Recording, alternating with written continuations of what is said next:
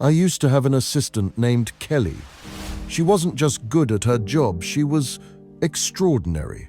Smart, funny, talented, the kind of person who lights up a room without even trying. She had this natural optimism that made even the most stressful days easier. And outside of work, she had a beautiful life, a loving husband, and 2 teenage boys who adored her. Then came the day that changed everything. Kelly was diagnosed with cancer. It was one of those moments where time stops, not just for her, but for everyone around her.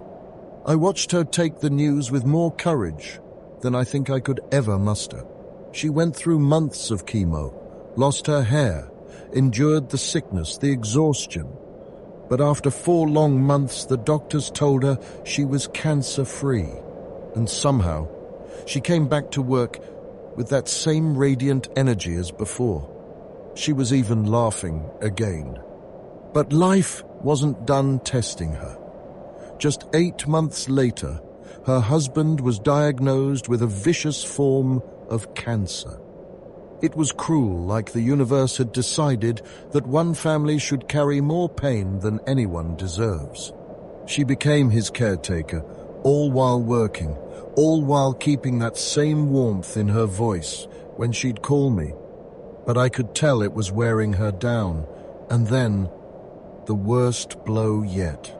About 8 months after her husband's diagnosis, Kelly got the news her own cancer was back.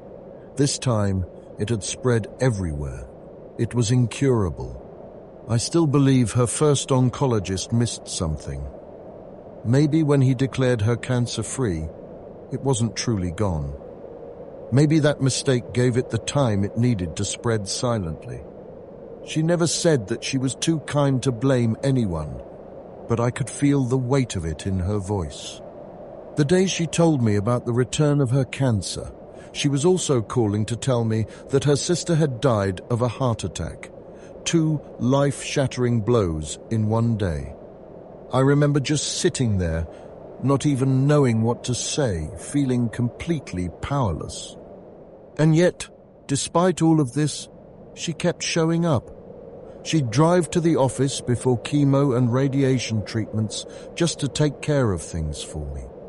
I'd tell her she didn't have to, but that was Kelly. She loved her work, and she loved helping people. 4 months after that diagnosis, Kelly entered hospice care. A month later, she was gone. I was 52 years old at the time, and I cried the entire day. Not just tears, but the kind of crying that shakes your whole body, the kind you can't stop, even when you try. Her funeral, I thought it would be a moment of comfort, a place to celebrate her life. Instead, we were met with a preacher who chose to lecture the congregation about judgment, about sin, about how if we didn't clean up our acts, we'd face the same fate as Kelly. I was furious. This wasn't the time for fire and brimstone. This was a time to remember the kindness, the humor, the generosity that defined her life. 8 months later, her husband passed away. At his funeral, I found their 2 boys. I handed each of them my business card and told them, "Anything you need, anything at all, I'm here." They nodded, but I could see the pain in their eyes. It was the kind of grief that builds walls around a person. They're both Facebook friends now. I've reached out a few times just to check in, just to see how they're doing. They don't reply, and I understand. Talking to me probably reminds them of that entire nightmare losing both parents within a year. They were too young for that kind of loss. No one should have to grow up with that much grief. I still think about Kelly often, about her laughter, her dedication, her courage in the face of pain. Sometimes people come into our lives and leave marks that don't fade. And even when they're gone, the memory of who they were keeps shining. That was Kelly. She was a light, and I'm just grateful I got to know her.